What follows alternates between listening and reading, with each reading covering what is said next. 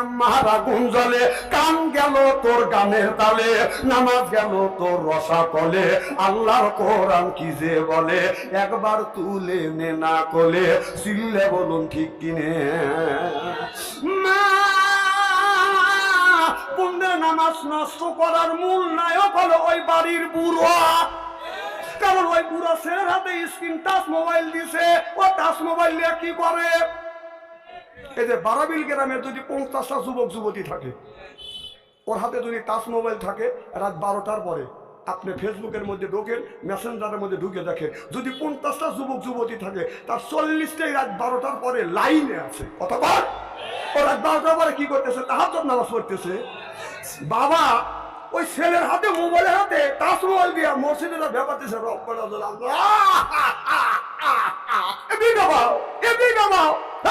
তোর ছেলের হাতে টাচ মোবাইল দিয়ে তুই মসজিদে করতেছিস, তোর ছেলে মোবাইলের মধ্যে যত অন্যায় করবে, পাপ করবে, এই পাপকে 3 ভাগে ভাগ করা হবে।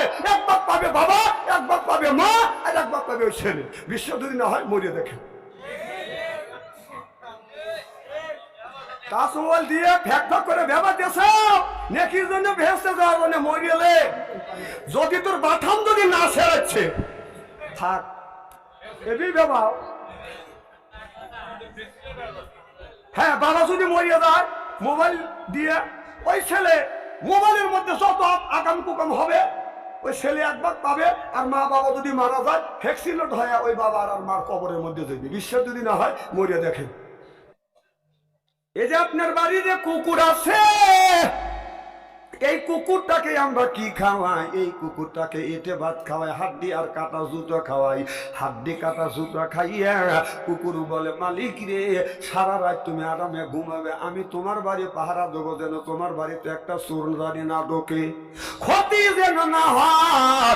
এই কুকুর আপনার বাড়ি পাহারা দেয়। আপনি যদি সাজাদপুর শহরে যান, বাজারে যান, আসতে যদি দেরি হয়, অথবা নতুন বাজারে যান, আসতে যদি দেরি হয়, আসা দেখবেন রাত 9টা 10টার সময় এই কুকুরটা অমুর আবার কি হলো,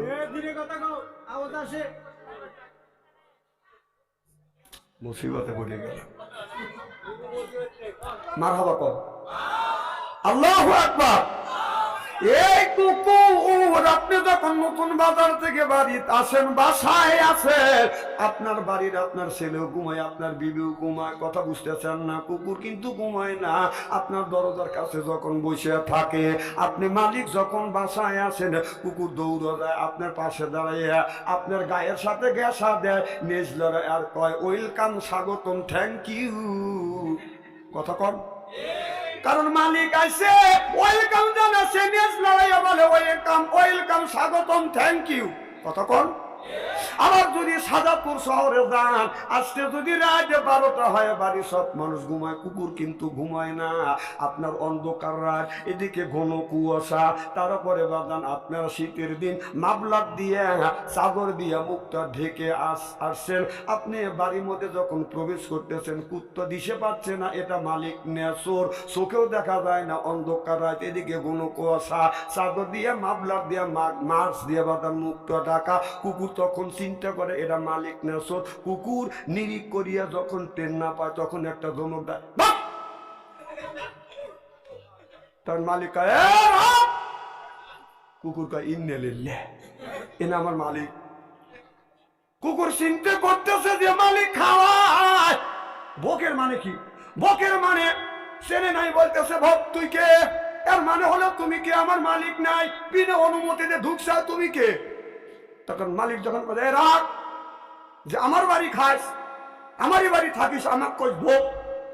কুকুর কয়, আমার তো ভুল হয়ে গেছে। দেখবেন এই কুকুর দৌড়ে যায়, আপনার মাথা, ওনার কুকুরের মাথাটা আপনি মালিক আপনার পায়ের নিচে দিয়ে নেজ কয়, আই এম সরি, আমি আপনাকে চিনতে পারিনি, না চিনে আপনাকে গালি দিছে, আপনি আমাকে ক্ষমা করে দেন।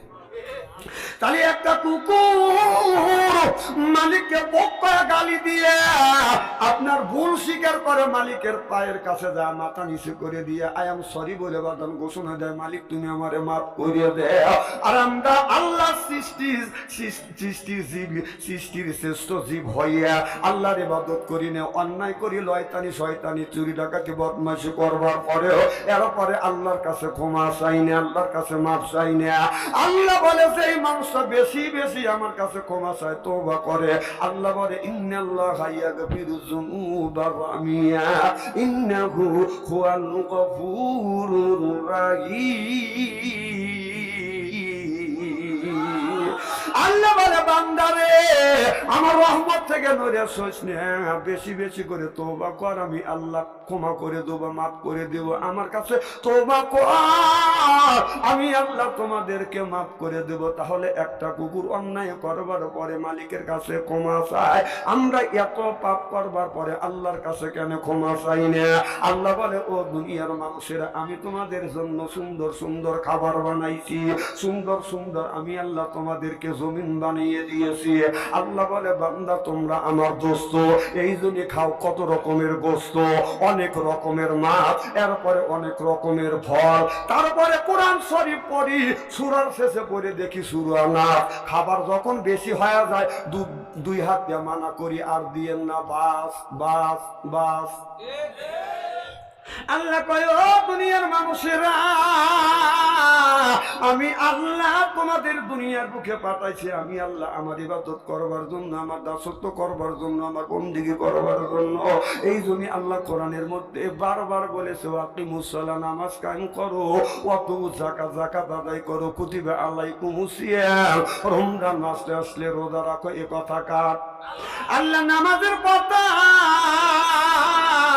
৮০ থেকে ৮২ জায়গা বললেন, জাকাতের কথা আল্লাহ ৩০টা জায়গা বললেন, কুতিবা আলাইকুমুস সিয়াম, রমজান মাসে রোজার কথা আল্লাহ ১ থেকে ২টি জায়গা বলেছে। তাহলে কোন জ্ঞানে নামাজ ছাড়ে দিয়া মাথায় তুমি রাখছো বড় বড় চুল, মাঝে মধ্যে তুমি করো ভুল, পরনে হলো পাটের শালা, হাতে হলো বালা, গলায় হলো পুতির মালা। আমি হিসাব করে দেখলাম ওই লোকটা অরিজিনাল শয়তানের শালা। নামাজ নাই, রোজা নাই, হজ নাই, যাকাত নাই, খালি বান্দারি গজল কয়। কয় খাঁচার ভিতর আছেন পাখি ঢুকলো কিভাবে, এই যে ভিতরে পাখি আছে না, কয় খাঁচার ভিতর আছেন পাখি ঢুকলো কিভাবে, মসজিদ না বজির লেখা পাখি খবর কি পাবে, ওই মসজিদ খাইলে মাখন সানায় পাখির তো খাওয়া হইল না, মসজিদকে খাওয়াইলে সানা পাখি কি খাবে, পাখি গুকাবে। তা তোর কি? এই পাখি চায় বেশি বেশি করে নামাজ পড়ো, বেশি বেশি করে কোরআন তেলাওয়াত করো, পাখি বলে বেশি বেশি করে জিকির করো। রাসূল বলেছে কুল্লু সাইল সেকালাতুল কুলুবিহিল জিকরুল্লাহ, জিকির করলে কলবের ময়লা বাদান পরিষ্কার হয়ে যায়। কাপড়ে যদি ময়লা পড়ে সাবান সোটা দিলে বাদান পরিষ্কার হয়, আর কলবের ময়লা পরিষ্কার হইতে পারলে বেশি বেশি করে জিকির করতে হবে। ও মনে বাবলা পাতা দাগে লেগেছে, মনে বাবলা পাতা দাগে লেগেছে, ধুইলে কি যায় সাবানে সাবানে, ও যে মনের ময়লা মুজবে কেমনে, খাজলো যায় না রে দুলে, সাবান যায় না রে মহলে, সুসর গন্ধ যাবে কি ভাই গোলাপ জল দিলে, মনের ময়লা মুজবে কেমনে। কুল্লে সাইয়্যিল সিকালাতুল কুলবিহিল যিকরুল্লাহ, বেশি বেশি করে জিকির করো, কলবের ময়লা পরিষ্কার করিয়ে দিবে কে? নারাই তাকবীর।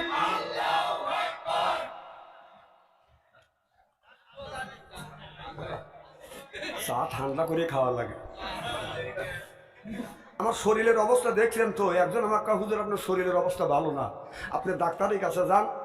ওই যে দুধ পঠিয়েছিল না মামা, ওখানে গেলি উনি একটা বড় ফাইল দিবেন। ডাক্তারের কাছে গেলাম, যা দিয়ে ডাক্তার এইরকম, আমার তাও এখন 61 কেজি আছি, উনি 35 কেজি ওজন। আমি ওনার কাছে গেলাম, কিসের জন্য আসছেন? কোন আপনি বলে ফাইল দেন, মানুষ তাজা হয়। হ্যাঁ, এই যে 3টে ফাইল খাবেন আপনি মোটা হয়ে যাবেন। কম তোর শরীর চেগুন হইল কে? আপনার চিকিৎসা আমি করতে পারবেন, আপনি যান। তোর কাছে আমি চিকিৎসা নেবও না, তোরই জান বাঁচে না, তুই আবার কার কার শরীর স্বাস্থ্য করবে চাই? কথা বল আমার ভাইয়ের আমার, ভালো করে লক্ষ্য করে শুনুন। আল্লাহ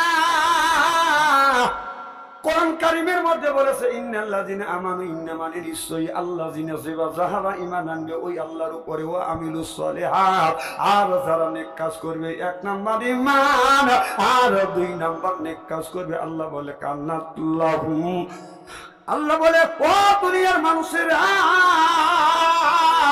তাহলে ইন্না মানে নিশ্চয়ই আল্লাযিনা যারা ঈমান আনবে ওই আল্লাহর উপরে, ওয়া আমিলুস সালিহাত আর যারা নেক কাজ করবে, এক নাম্বার ঈমান, দুই নাম্বার নেক কাজ।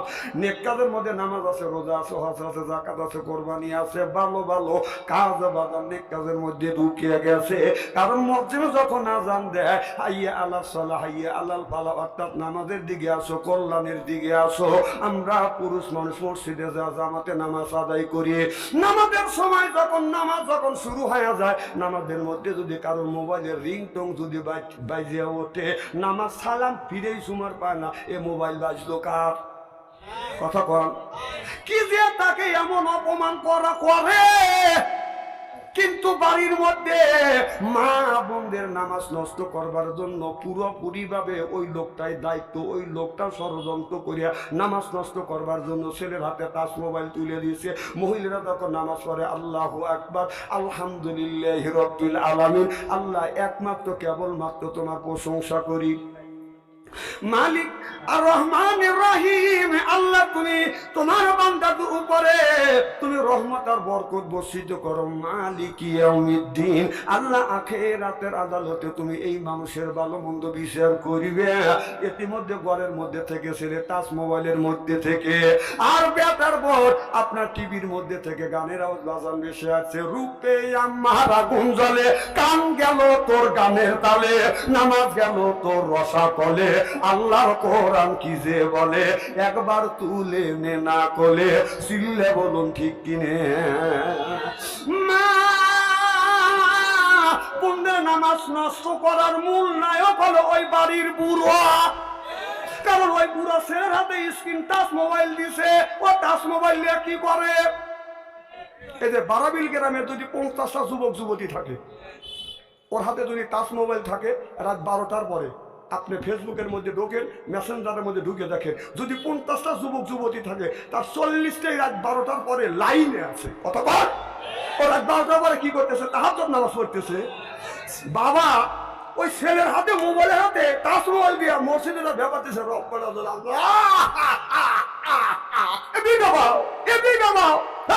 তোর ছেলের হাতে টাচ মোবাইল দিয়ে তুই মসজিদে করতেছিস, তোর ছেলে মোবাইলের মধ্যে যত অন্যায় করবে, পাপ করবে, এই পাপকে 3 ভাগে ভাগ করা হবে।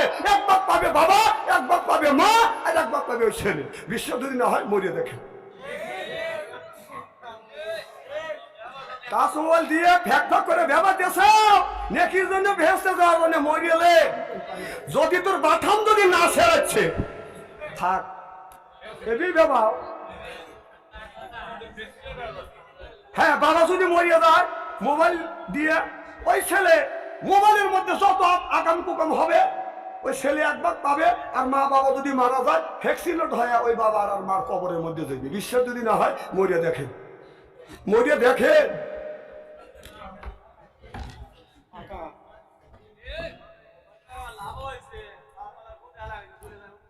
বেবা কো আছি করবো নে,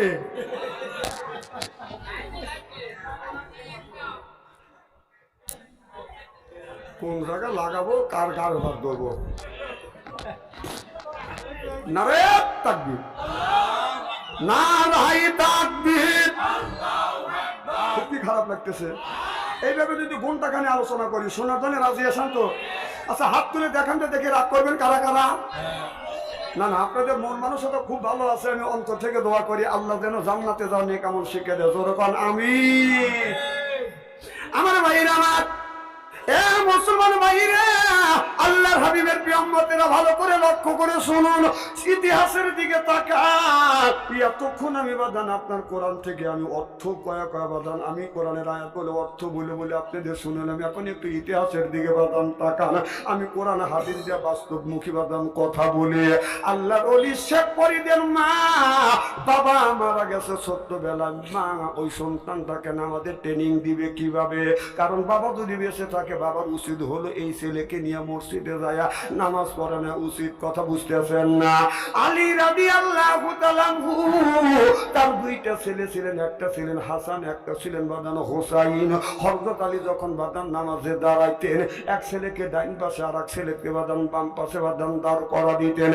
কারণ ফরজ নামাজ মসজিদে যা পড়তেন আর নফল আর সুন্নাত গুলি বাদান বাসায় পড়তেন। এই জন্য রাসূল বলেছে, তোমাদের ঘরটাকে কবরস্থান বানায়ো না, ফরজ নামাজ তুমি মসজিদে পড়ো আর নফল সুন্নাত গুলি বেশি বেশি করে বাড়িতে আদায় করো। চিল্লে এখন সুবহানাল্লাহ। এজন্য হযরত আলী আপনার নামাজে দাঁড়ায়, তখন এক পাশে ডান পাশে একটা ছেলে, বাম পাশে বাদান একটা ছেলে দিয়ে বাদান ছেলেকে দাঁড় করে। আলী যখন এরকম করে নামাজে দাঁড়ায়, আল্লাহু আকবার বলে, দুইটা ছেলে আল্লাহু আকবার বলে। হযরত আলী যখন কেরায়ত করে ঠোঁট লড়ে, আপনার ঠোঁট লড়ে, দুইটা ছেলে বাদান মুখের দিকে চা থাকে। আমার নাতি আছে ছেলের ঘরে। আমি যখন নামাজে দাঁড়াই, বাড়ির বেশিরভাগ আমি বেশিরভাগ সুন্নাত নামাজ নফল নামাজগুলি বাড়িতে করি আর মসজিদে যা জামাতে নামাজ আদায় করি। আমার ওই নাতি টেলিং দেওয়া লাগবে। আমার তিনটে ছেলে, তিনটে বেটাকে আমি নামাজে টেলিং দিছি। মারহাবা খান। কারণ আমি মরে গেলি তো ওদের কারণেই আমার গুতনি খাওয়া লাগবে। তা আমি কি গুতনি খাবো? তোকারে শিক্ষা দিছি নামাজ পড় কেন না পড় কি। এখন আমার দায়িত্ব আমার নাতিকে নিয়ে যখন আমি নামাজ পড়ি। গতকালকে জোহরের নামাজ আমি যখন সুন্নত নামাজ ঘরে পড়তেছি, আমি বললাম দাদু আইসো। আমি যখন আল্লাহু আকবার বললাম, ঠোঁট লড়তেছে, আমার লাতিও ঠোঁট লড়ায়। কথা বুঝতেছেন না? হযরত আলী রুকু যায়, দুইটা ছেলে রুকু যায়। হযরত আলী সিজদায় যায়, দুইটা ছেলে বাদাম সিজদায় যায়। এইভাবে হযরত আলী বাদাম নামাজের ট্রেনিং দিচ্ছে। ও বাদান মা ফাতেমা যখন বাদাম নামাজে দাঁড়াইতেন, দেখা যায় গেছে হযরত হোসাইন হযরত হাসান যখন ছোট ছিল, ছোট বাচ্চাকে পাশে বসাইয়া নামাজে যখন দাঁড়াইতেন, হযরত ফাতেমার পিঠের উপরে বাদান হাসান হোসেন বাদান বসে যাইতো। কোন মহিলা ছোট বাচ্চাকে পাশে দাঁড় করাইয়া যদি নামাজে দাঁড়ায়, ওই সন্তান যখন মা যখন সিজদায় যাবে, সন্তানটা যদি মায়ের পিঠের উপরে যদি চড়ে, হাত দিয়া সন্তানকে এরকম সাইডে দাঁড় করা দিল, ওর নামাজের কোনো ক্ষতি হবে না। জোরে কম সুবহানাল্লাহ। আমার ভাইরা, আমার মুসলমান ভাইরা, আল্লাহর হাবিবের প্রিয়ম্বতেরা, হযরত শেখ ফরিদের মা মনে মনে চিন্তা করতেছে, আজকে যদি আমার স্বামী থাকতো, আমার স্বামী আমার ছেলেকে নামাজের ট্রেনিং দিয়ে স্বামী ছেলেকে নিয়ে নামাজ পড়তো। এখন আমার স্বামী নাই, আমার হলো নৈতিক দায়িত্ব ছেলেটাকে নামাজ শিক্ষা দেওয়া। কথা বুঝতেছেন না? আমি একজনকে জিজ্ঞেস করলাম, ভাইজান আপনার 5টা ছেলে, সবার বয়স তো 20 বছর 25 বছর 30 বছর হয়ে গেছে, আপনি খালি একা একা মসজিদে আছেন আর আজান দিলে আপনি একা আসেন। আপনার যদি 5টা ছেলে যদি সাথে আসতো আপনাকে দিয়ে 6 জন, তাহলে মসজিদে তো কার লোক একটু বেশি হইতো। আপনার ছেলেরা কেন নামাজ পড়ে না? বলে হুজুর আমার ছেলেরা এখন কথা শোনে না। কথা বুঝতেছেন না? আমি বললাম, এখন তোমার ছেলে কথা শোনে না? ছেলের বয়স যখন 6 বছর ছিল, তখন ছেলেকে সঙ্গে নিয়ে কেন মসজিদে গেল না? ছেলের বয়স যখন 7 বছর, তখন মসজিদে কেন গেল না? ছেলের বয়স যখন 10 বছর, তুমি কেন শাসন করলে না, প্রহার করলে না, ভাত বন্ধ করে দিলে না, বাড়ি থেকে তাড়িয়ে দিলে না? তখন কি তুমি চল কিছু সেও? হ্যাঁ, এখন তোমার ছেলে কথা শোনে না, ব্যক্তি করতে চাও, বদমাইশের টাকা পাও না। ছোটবেলা কি করছে? খালি বিড়ি টানছে। দেখেন কিছু কিছু লোক ভাই বড় বড় চোখ করে টাকা আছে। এটা মামার দেশ, নানার দেশ, ইস্তেরি করে থুয়ে দেবো। হয় আসবো না হয় না আসবো। আলোচনা শুরু করে নেই, কেবল নমুনা। আমার ভাই, আমার শেখ ফরিদের মা শেখ ফরিদকে নিয়ে বাজার নামাজে ট্রেনিং দেয়, মা নামাজে দাঁড়ায়, বেটা তাকে পাশে দাঁড়াইয়া বাজার নামাজ যখন ট্রেনিং শেষ হয়ে গেল, বাবা তুমি একা একা নামাজ পড়ো। এবার শেখ ফরিদের মা শেখ ফরিদে বললো, বাবা তুমি ওযু দাও। শেখ ফরিদ বাজান ওযু দিচ্ছে। শেখ ফরিদের মা যায় নামাজের মাথায় এরকম করে বিছাইয়া একটা মিষ্টি টুবলা বাদাম যায় নামাজের নিচে রেখে দিছে। শেখ ফরিদ নামাজ পড়িয়ে যায় নামাজ উল্টো দেখে একটা মিষ্টির পোটলা। শেখ ফরিদ এরকম করে মিষ্টি খায়, বলে মা নামাজ পড়লে আমার আল্লাহ মিষ্টি দেয়? বলে হ্যাঁ আল্লাহ মিষ্টি দেয়। এর মানে হলো মা ছেলেকে বাজার নামাজের ট্রেনিং দিচ্ছে। সুবহানাল্লাহ বাড়ি কয়ে এইভাবে শেখ ফরিদ নামাজ পড়ছে। মা একদিন তারও বোনের বাড়ি বাদান বেড়াইতে গেছে। শেখ ফরিদ বাদান বাড়িতে আছে, এখন নামাজের রক্ত হয়ে গেছে, আজান হয়ে গেছে। শেখ ফরিদ মনে মনে চিন্তা করতেছে, প্রত্যেক দিন তো আমার আম্মা আমাকে ওযুর পানি দেয়, আমি ওযু করি। আমার মা যাই নামাজের মাসালা বিছে দেয়, আমি নামাজ আদায় করি। নামাজ শেষে যাই নামাজের কানি উল্টো দেখে আমার আল্লাহ এক পোটলা করে মিষ্টি দেয়। আজকে তো আমার মা আমার খালার বাড়ি চলে গেছে, এখন আমারই ওযু দিতে হবে, আমারই নামাজ পড়তে হবে। শেখ ফরিদ বাচ্চা মানুষ বাজান নিজে বাজান ওযু দিয়া যায় নামাজের মাসালা বিছাইয়া নামাজে দাঁড়িয়ে গেছে। এদিকে শেখ ফরিদের মা তাড়াহুড়ো করে আসতেছে, আল্লাহ প্রত্যেক দিন আজান দিলে আমার ছেলেকে ওযুর পানি দিয়ে ছেলে ওযু করে, আমি যাই নামাজের মাসাল্লা বিছাইয়া দে, যাই নামাজের নিচে আল্লাহ আমি মিষ্টির পোটলা রাখিয়া দে। আমার ছেলে নামাজ শেষে মুতলির মিষ্টির পোটলা খায়, মিষ্টি খায় আর বলে নামাজ পড়লে আমার আল্লাহ মিষ্টি দেয়। আমি তাড়াতাড়ি যাব, আমার ছেলের নামাজের সময় হয়ে গেছে। মা দৌড়া আসা দেখে, ঘরে দরজার কাছে আসা দেখে শেখ ফরিদ ওযু দিয়ে নিজেই যাই নামাজে বিছাইয়া নামাজে দাঁড়াইয়া গেছে। শেখ ফরিদের মা চোখের পানি ফেলে দিয়ে দিয়ে কান্দে আর বলে, আল্লাহ প্রত্যেক দিন আমার বেটাকে ওযুর পানি দিয়ে বেটা ওযু দেয়, যাই নামাজের মাসাল্লা বিছাইয়া মিষ্টির পোটলা আমি যাই নামাজের নিচে রেখে দে। আল্লাহ আমার বেটা আজকে একা একা ওযু দিছে, একা একা যাই নামাজের মাসাল্লা বিছাইয়া নামাজে দাঁড়াইয়া গেছে। আল্লাহ আজকে যদি যাই নামাজ উল্টাইয়া যদি মিষ্টি না পায়, তাহলে আমি মা মিথ্যাবাদী হয়ে যাব। আল্লাহ তুমি তো ইন্নাল্লাহা আলিমুম বিযাতিস সুদূর, আল্লাহ তুমি সব মানুষের মনের খবর জানো রে আল্লাহ।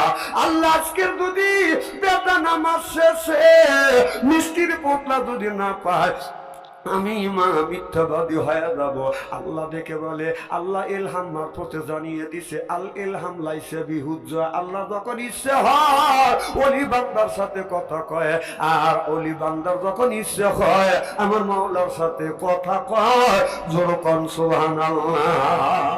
এবার মা যখন কান্দে, মোল্লা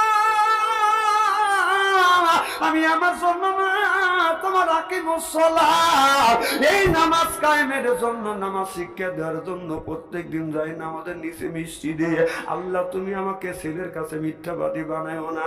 আল্লাহ জানিয়ে দে শেখ ফরিদের মা প্রত্যেক দিন আমি আল্লাহ আমার নামাজ ট্রেনিং দেওয়ার জন্য, নামাজ শিক্ষা দেওয়ার জন্য যাই নামাজের নিচে যদি মিষ্টি পোটলা দিতে পারো প্রত্যেক দিন, আমি আল্লাহ এমন রব, আমি আল্লাহ এমন আল্লাহ, আমি আল্লাহ কি একদিনের জন্য মিষ্টির পোটলা দিতে পারি না। এবার শেখ ফরিদ প্রত্যেক দিনের মতো ডানের থেকে বামে সালাম ফিরিয়ে যায়, নামাজ উল্টো দেখে 2 পোটলা মিষ্টি। জোর কোন সুবহানাল্লাহ। হযরত শেখ ফরিদ বাচ্চা মানুষ 2 হাতে 2 পোটলা মিষ্টি নিয়ে আমার কাছে যা দেখে, মা চোখের পানি ফেলে ফেলে কাঁদতেছে। কি গো মা কেন তুমি কান্দো? মা বলতেছে, মনে হয় আমি মিথ্যাবাদী হয়ে গেছি। চোখ বন্ধ করে আকাশের দিকে তাকাইয়া আল্লাহকে বলতেছে। এবার শেখ ফরিদ বলে, মা কেন তুমি কান্দো? আমার আব্বার কথা কি মনে পড়ছে? বলে, না বেটা তোর আব্বার কথা মনে পড়ে নাই। শেখ ফরিদ তখন বলে, ও গো মা ছায়া দেখো মা, প্রত্যেক দিন তুমি ওযুর পানি দাও, আমি ওযু দেই, তুমি যাই নামাজের মাসাল্লা বিছে দাও, আমি নামাজ পড়ি, নামাজ পড়িয়া ডানের থেকে বামে সালাম ফিরিয়া যায় নামাজ উল্টো দেখি, তুমি যাই নামাজ পড়ে দাও, 1 পোটলা আমি মিষ্টি পাই। আজকে তুমি ওযুর পানি দাও নাই, আমি নিজে ওযু করছি, আর আমি নিজে যাই নামাজের মাসাল্লা বিছাইয়া আমি আল্লাহর আল্লাহকে খুশি করবার জন্য আমি নামাজ পড়ছি, নামাজ শেষে যাই নামাজ উল্টা দেখে মা 2 পোটলা মিষ্টি পাইছি। সুবহানাল্লাহ বলেন। দেখে বললাম মা রে আর কোনদিন তুমি অজুর পানি দিও না, আমি অজু দিব। যাই নামাজের মাশাআল্লাহ তুমি বিছায়ও না মা, আমি নিজেই বিছাবো, কারণ তুমি বিছে দিলে 1 পোটলা পাই, নিজে বিছে নামাজ পড়লে আমার মাওলা খুশি হয় 2 পোটলা মিষ্টি দে। মা চোখের পানি ফেলে দিয়ে দিয়ে কান্দে, হাউমাউ করে কান্দে। শেখ ফরিদ বলে ও গো মা তুমি কেন কান্দো গো মা, আমি নিজে নামাজ পড়ছি, প্রত্যেক দিন 1 পোটলা মিষ্টি পাই, আজ আল্লাহ 2 পোটলা মিষ্টি দিছে, তুমি কি রাগ করছো মা? শেখ ফরিদকে জড়া ধরিয়া বুকে লাগাইয়া কপালে সুমা দিয়া বলে বেটা রে এর জন্য আমি কান্দি না, আমি কান্দি আমার আল্লাহ সব পারে, চিল্লে এখন সুবহানাল্লাহ। এ বেটা শেখ ফরিদ প্রত্যেক দিন আল্লাহর কসম করে বলতেছে আমি এই নামাজের ট্রেনিং দেওয়ার জন্য যাই নামাজে নিজে মিষ্টি আমি নিজে রেখে দিয়েছি, আজকে স্বয়ং আমার আল্লাহ যাই নামাজের নিচে মিষ্টি দিয়েছে 2 টোকলা। যেরকম সুবহানাল্লাহ। মা এইরকম করে করে নামাজের ট্রেনিং দিয়েছে, আর আমরা ছেলেদেরকে মোবাইল দেখাবার ট্রেনিং দিয়েছে। বাচ্চা ছেলে পাপ করে নাই, অন্যায় করে নাই, বয়স মাত্র কেবল 1.5 বছর 2 বছর, কথা বুঝতেছেন না? 2 বছরের ছেলের হাতে আপনি কোন বিবেকে কোন জ্ঞানে টাচ মোবাইল দিয়ে ছবি দেখাতেছেন? কোন বিবেকে? আপনি ভাত খান না কি খান? এখন তো ঠিক করবে না, এখন তো ঠিক বলবেনি, কাজটা করলেন কি? এই ছেলেটাকে জাহান্নামে নেওয়ার জন্য মা বাবাই যথেষ্ট। টাচ মোবাইল না দিলে সে বিষ খাইয়া মরতে চায়, ফাঁসির দড়ি হাতে নিয়ে মা বাবাকে ভয় দেখায়।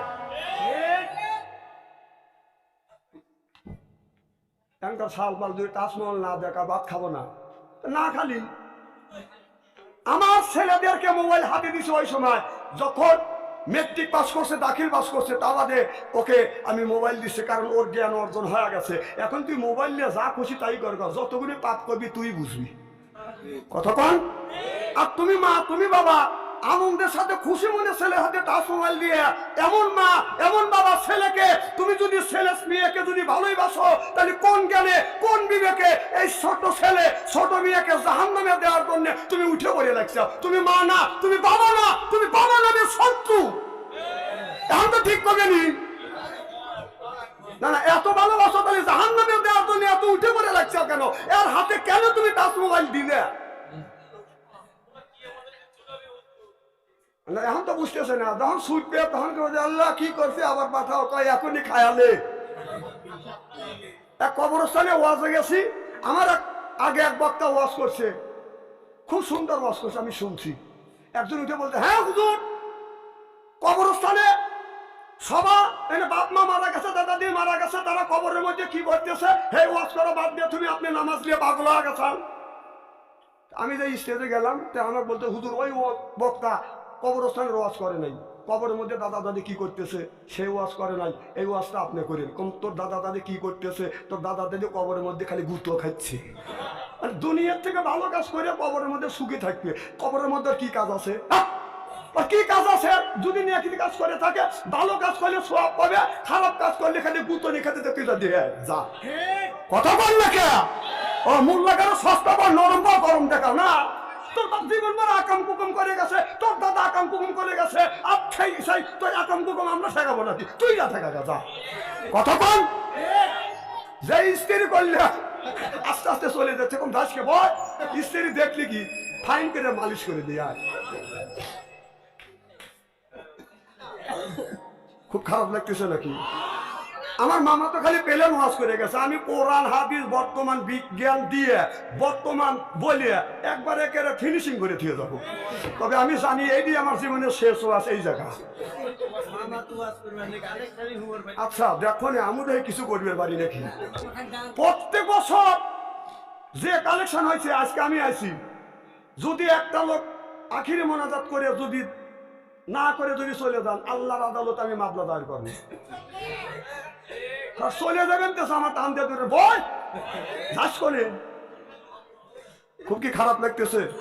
না রে থাকবি আমার ভাই, আমার এই জন্য আমি আপনাদের বলবো, পায়ের নিচে হাত থেকে অনুরোধ করে বলবো, ছেলেকে যদি ভালোবাসেন, মেয়েকে ভালো যদি বাসেন, তাহলে আপনার 5 বছরিয়া, 7 বছরিয়া, 10 বছরিয়া ছেলের হাতে আপনি টাচ মোবাইল দিয়েন না। কথা বুঝতেছেন না? ছেলেকে বাইক দিও না, ও ভাইয়া রে, মিয়া রে, মোবাইল দিও না। ছেলেরে বাইক দিলে, ছেলেরে বাইক দিলে এক্সিডেন্ট করিবে, মিয়ারে বাইক দিলে সর্বনাশ করিবে। জোরপন ঠিক কিনা? ছেলেরে বাইক দিও না। আমি আমাদের এলাকায় মানুষকে নিষেধ করছি, ছেলেকে বাইক দিও না। কয় আমার ছেলে বাইক দিব, তার তোর কি? এখন দেখি শুনি যে আপনার বিশ্ব রোডে সিটুয়া পড়ে রয়েছে। এখন যা কান্দে, ও ভাই আমার ছেলে মরিয়ে গেছে, কম কেন করে? কয় এক ছেলে দোয়া করে, কম তুই কর গা, তোকে না আগেই নিষেধ করছি বাইক দিস না। কতগুলি সাল পাল বিশ্বরে বাইক চালা এরকম করে কতক্ষণ ওইগুলি তলে পড়ে। এই দিনই তো আমি নিষেধ করি, ছেলেরে বাইক দিও না, ও ভাইয়া রে, মিয়া রে, মোবাইল দিও না। ছেলেরে বাইক দিলে অ্যাক্সিডেন্ট করিবে, মিয়া রে বাইক দিলে সর্বনাশ করিবে। ছেলেরে বাইক দিও না। ছেলেরে বাইক দিলে লেখাপড়া বন্ধ হবে, মিয়ারে বাইক দিলে লাখ কাটা যাইবে, তোমার নাক কাটা যাইবে। অন্যার